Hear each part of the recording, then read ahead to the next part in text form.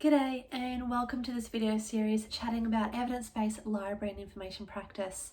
I'm Elisa Howlett, the coordinator of evidence-based practice at the University of Southern Queensland Library. Today I'm going to share and quickly walk through some of the workshop resources that I have available on the website. And this is applying evidence-based practice. It's a workshop for library and information professionals. This workshop was presented at the ALIA Queensland Conference back in 2018, and given the positive feedback from participants and also that the workshop achieved its aims in increasing confidence with the EBLIP process, I decided to make these resources available under Creative Commons. It's a quick and practical workshop, both in content but also in time that's needed, only about 30-40 minutes. So it can be easily incorporated into a team meeting. The workshop shows that evidence-based practice is not just a one-off thing that happens, it's integrated into the way we work. So I recommend 2 to 4 groups with about 2 to 6 people per group, so not too big. Because it needs to be quick and snappy. And so you'll need someone to facilitate this workshop. You'll need the slides, the scenarios, the types of evidence.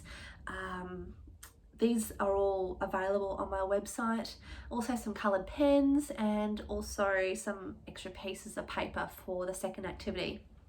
So there are 4 scenarios that you can work through, one for each group. And the first activity invites participants to identify best available evidence that fits with the question or problem or whatever scenario they were allocated. So they'll have the pieces or types of evidence scattered over the table, and they have to choose which is going to be best fit for that scenario, for making decisions, etc. The second activity then invites participants to identify next steps in applying that evidence. So whether they decide that they need a different kind of evidence to make the decision, or they might, forge ahead with whatever path that they decide upon. You could do a report back for the second activity. I didn't do it in the workshop at the conference, but certainly if time allows, you can do a report back to ignite that further discussion. If you do run this workshop, I'd love to hear from you. Any improvements that I make, any suggestions that you might have for additional resources. Till next time, take care. Cheers.